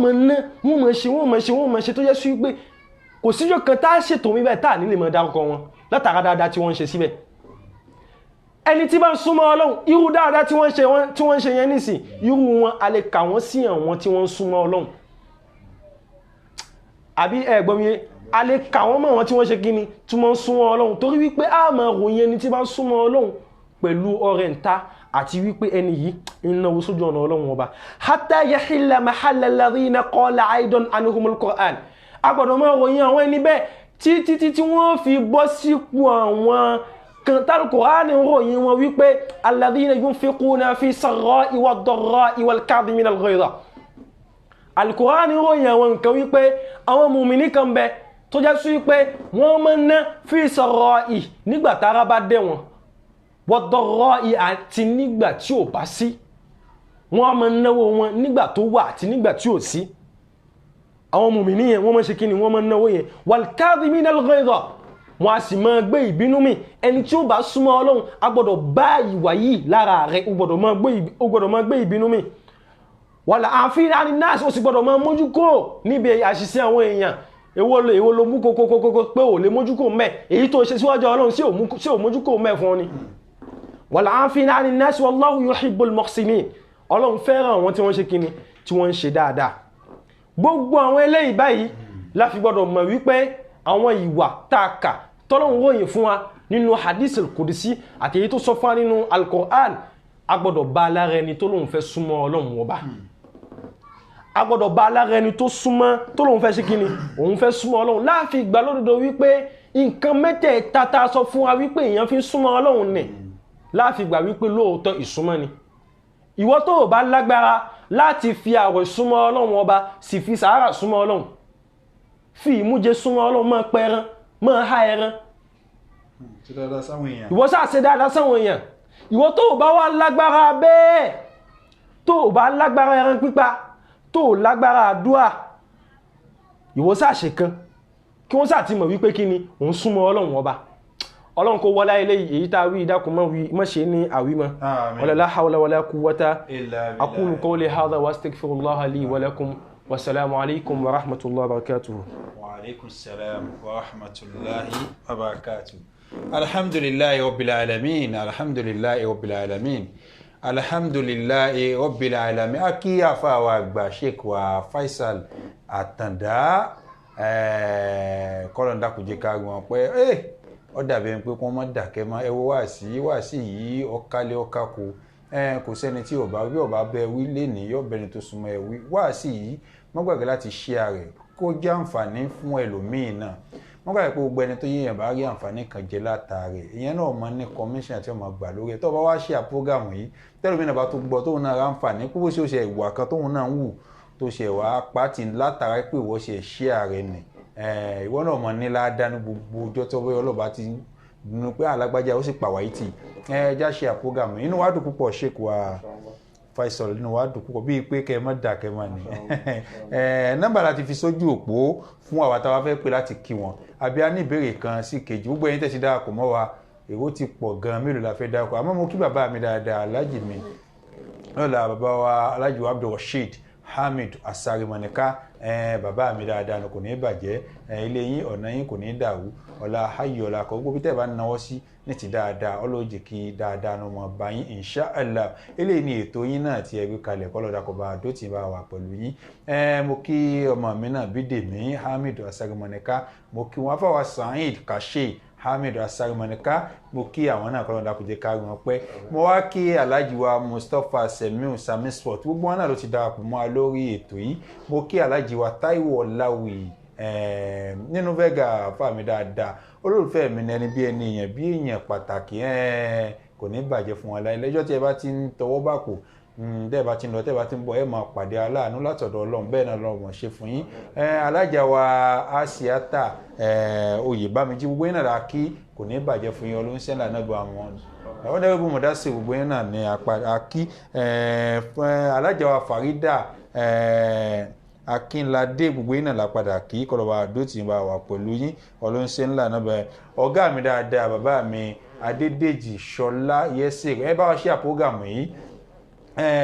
bàbá ìyá wa Oyèbámijí àìsàn tó wí pé ti ṣí ààrẹ kọlọba àdótì bá wa wá sí ni ìta sílẹ̀ àfáwà Alhaji wa Yẹsẹ̀ akínyín àwa kí àfáwà àgbà Sheikh wa Mawlana Fadilatu Sheikh Kamaluddin Anjola tó já sí pé ní ọ̀dọ̀ wọn náà láti ń ra ẹran alálùbáríkà ìbẹ̀rẹ̀ ti bá ẹran kí wá sì gbọ́ ọdún nìkan làwọn ń tẹran o kódà lọ́wọ́lọ́wọ́ bá ẹran sì kún bẹ́ẹ̀ bàmù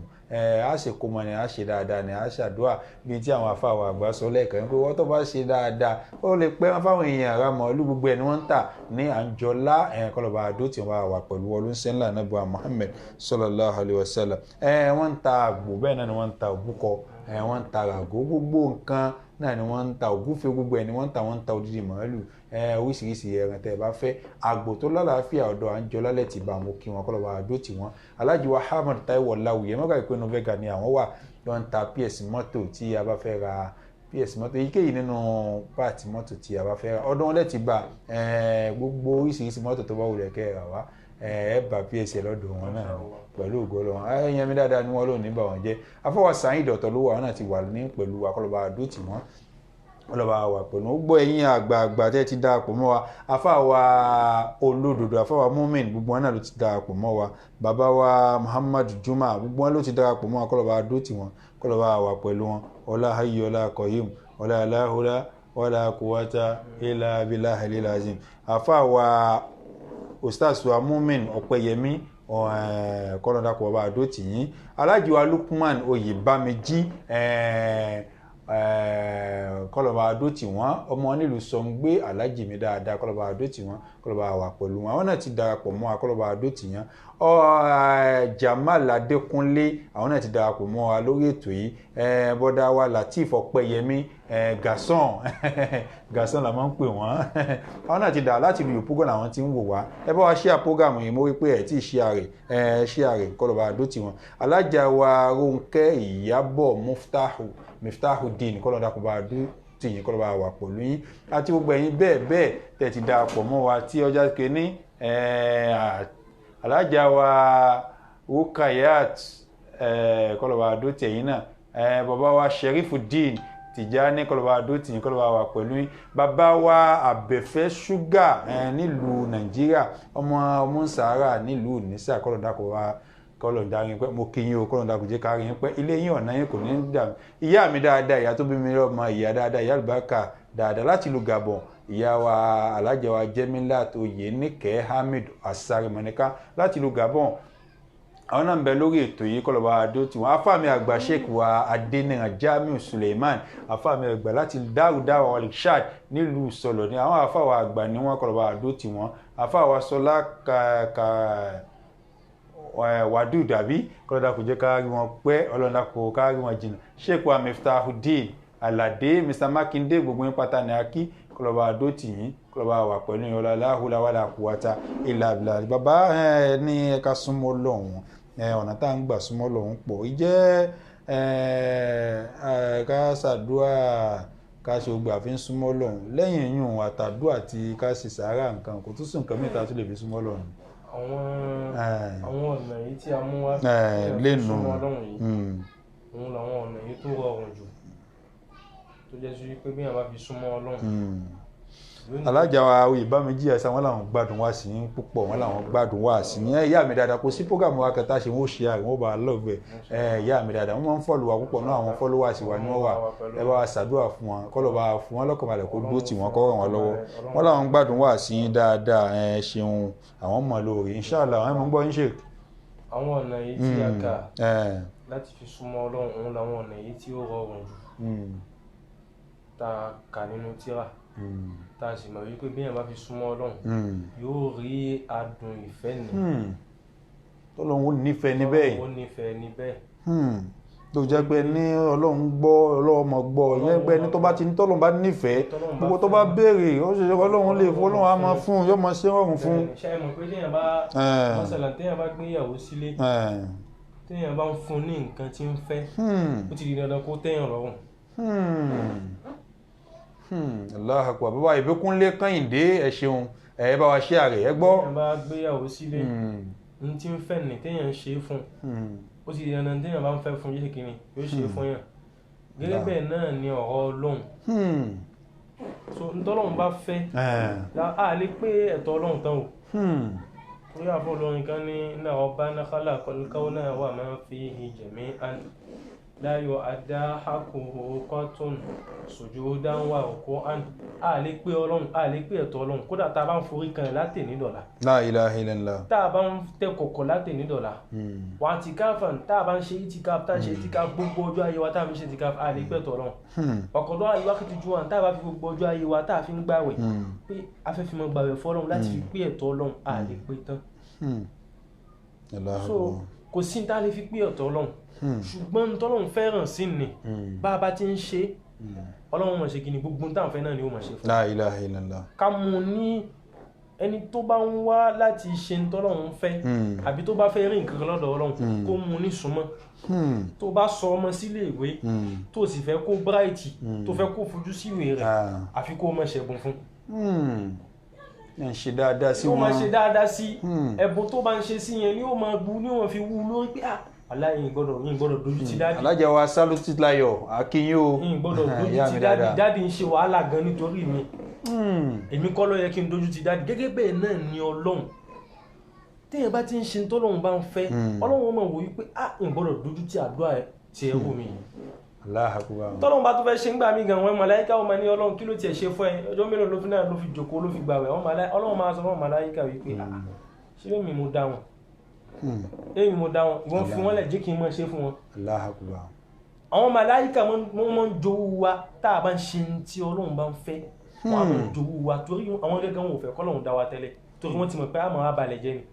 àmọ́ tá a bá rí nínú ẹni tí ò bá balẹ̀ jẹ́ tí ń ṣe tọ́lọ́run bá ń fẹ́ dandan tọ́lọ́run bá ń ṣe kíni tóun náà bá ń fẹ́ lọ́dọ̀ Ọlọ́run máa fi lé lọ́wọ́. kí àfa wa àgbà ṣéèkì wa àgbà àfa wa Abdulhafiz Ìgbẹ́kẹ̀lé àwọn ni orin tí mo máa ń play fún program àfa àgbà ni wọ́n tí mímọ̀ sí yé pẹ̀lú ògo Ọlọ́run àwọn náà àgbọn wa lórí ètò Nàìjíríà Láwà yé yẹn dàpẹ́ mọ́ gbàgbé pé a ní ìdìrànlọ́ lórí ètò yìí láti ra gbogbo àwọn nǹkan yòókù tí a need program yìí afẹ́jọ́ kó gbalẹ̀ kọ́fẹ̀ ẹ dàpẹ́ ràn wá lọ́wọ́ help wá sórí nọ́mbà wa gbogbo tẹ́ bá fún wa kò sí ní tá a fi ṣe ju tọ́lọ́ àti tànábì náà lórí ètò yìí náà ni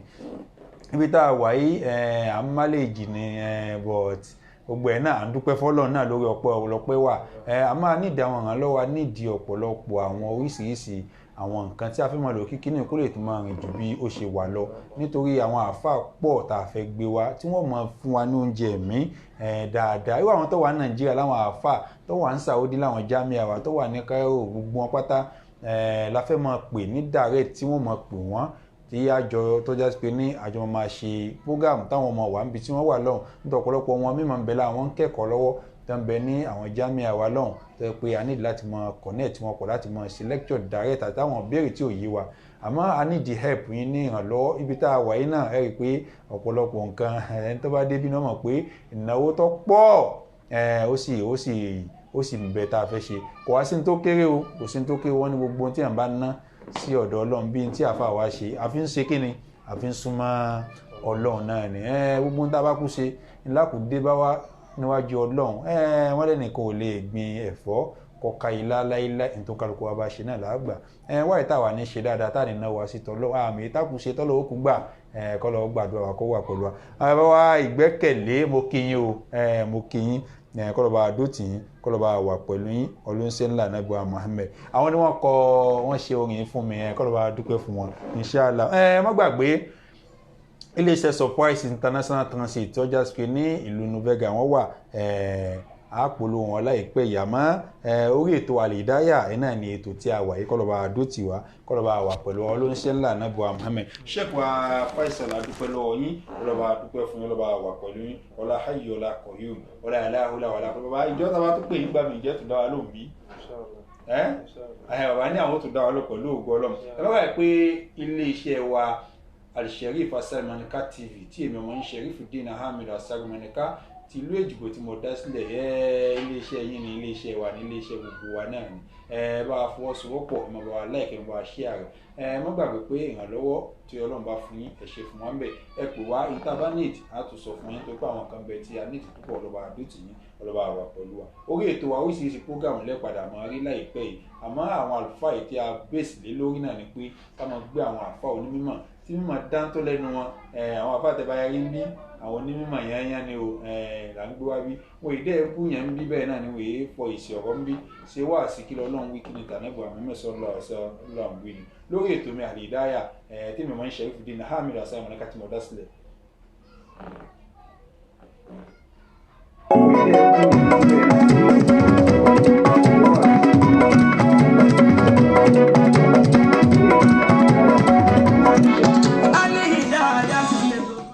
alájà wa Sọ̀bírà láti lu Àlàgà lọ́hùn mo kí yín akú ètò akú gbogbo ẹ má bá wa like program wa yìí o ẹ má bá wa gbọ́ ọlọ́ba wa pẹ̀lú alájà wa Sọ̀bírà Owóyẹmí mo kí yín o kò ní bàjẹ́. ó dájú ẹ ò ní ṣàbàmọ̀ ẹ̀yin tẹ́ ń gbọ́ wa ó dájú. tí mi máa ń Sharifuddeen Ahmed.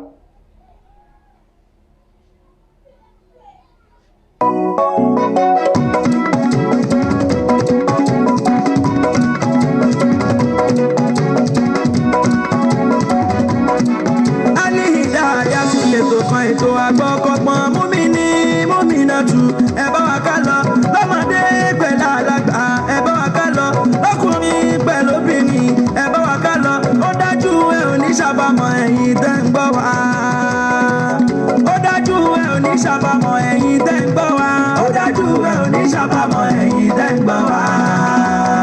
àwọn wá sí ọlọ́kan òjọ̀kan tó lọ́gbọ́n nínú ilé ó máa gbọ́ lórí ètò àwọn pẹ̀lú òye o.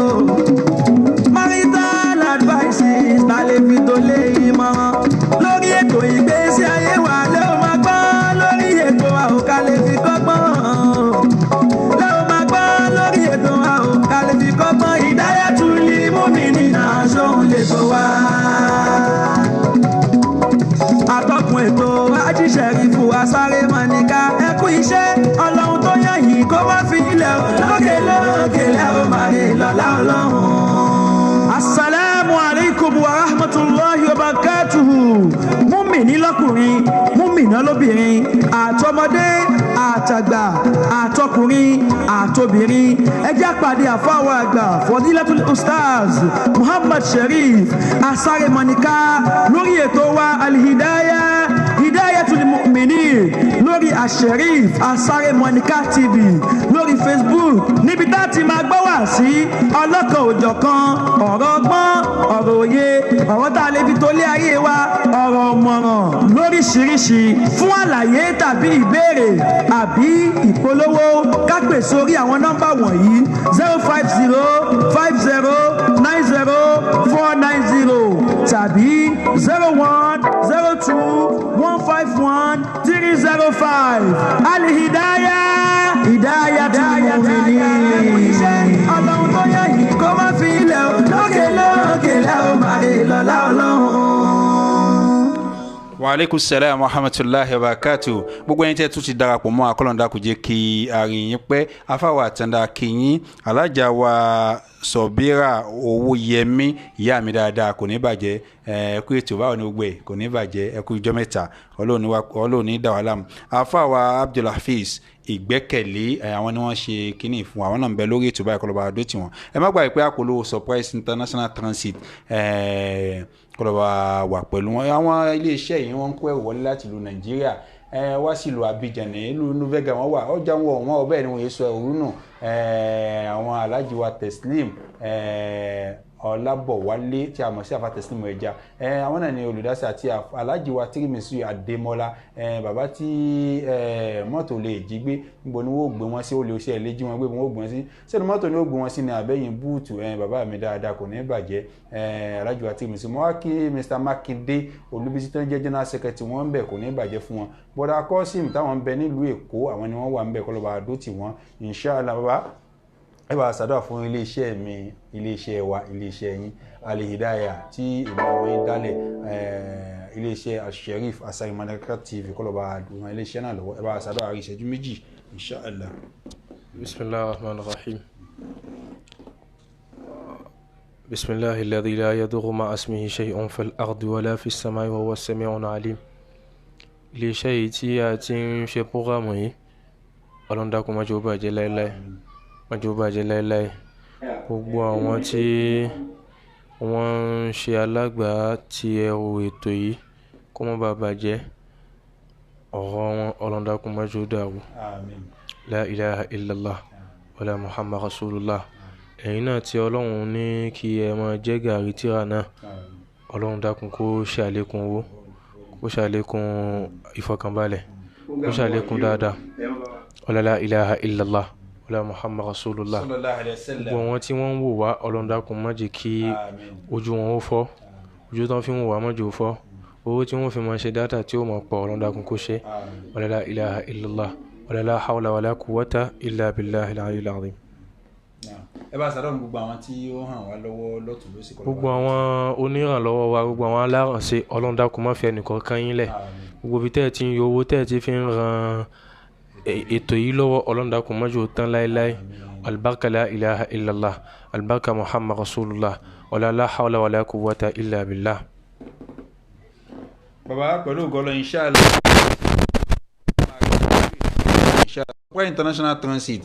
iléeṣẹ́ alálùbáríkà iléeṣẹ́ ọlá iléeṣẹ́ yìí àwọn náà ní àpòlò bismillah sheik inú wàdùn púpọ̀ ọlọ́ba àdùsán ilẹ̀ sinna jazakumullahu khairan.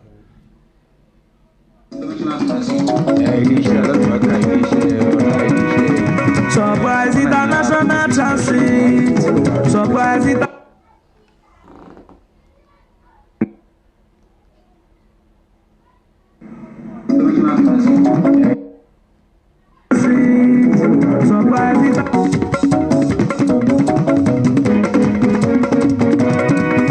Surprise International Transit, Surprise International Transit, ilé iṣẹ́ tọ́lọ́hún mi fi ṣẹ́ hàn bó fẹ́ bẹ̀rù ránṣẹ́ láti ìlú Abidjan wá sílùú Èkó, àbílùú Èkó lọ sílùú Abidjan o, báwọn dòwò pọ̀ oníṣàbámọ̀ láéláé o. Surprise International Transit, Surprise International Transit, ilé iṣẹ́ tọ́lọ́hún mi fi ṣẹ́ hàn bó fẹ́ bẹ̀rù ránṣẹ́ láti ìlú Abidjan wá sílùú Èkó, àbílùú Èkó lọ sílùú Abidjan báwọn dòwò pọ̀ oníṣàbámọ̀ láéláé. Surprise International Transit, Surprise International Transit, lábẹ́ ọ̀gá wa o, Alhaji Teslimu Ọlábọ̀wálé Ọlálérè pẹ̀lú Haji Tirimiziyu Azeez Adémọ́lá o. Surprise International Transit, Surprise International Transit, nílé iṣẹ́ tọ́lọ́hún mi fi ṣẹ́ hàn bó fẹ́ fẹ̀rù ránṣẹ́ láti ìlú Abidjan wá sílùú Èkó, ibà ṣẹlẹ̀ Ìgbò àbílẹ̀ Haúsá o. Mo ní báwọn dòwò pọ̀ o, báwọn dòwò pọ̀, báwọn dòwò pọ̀, ẹni báwọn dòwò pọ̀ o kò ní ṣàbámọ̀ láéláé.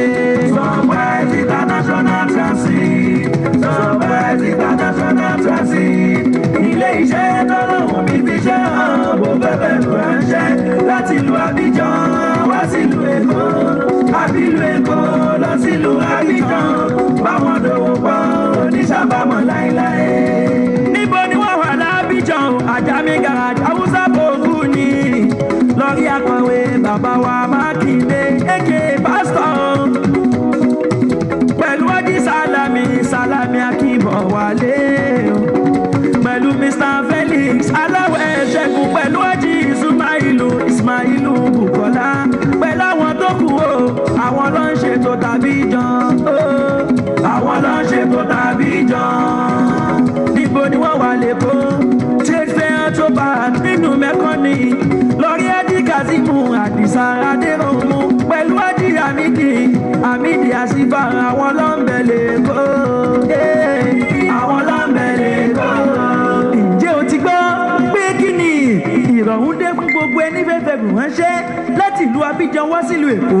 àbí ìlú Èkó lọ sílùú Abidjan? Surprise International Transit ló gbé rọrùn dé o.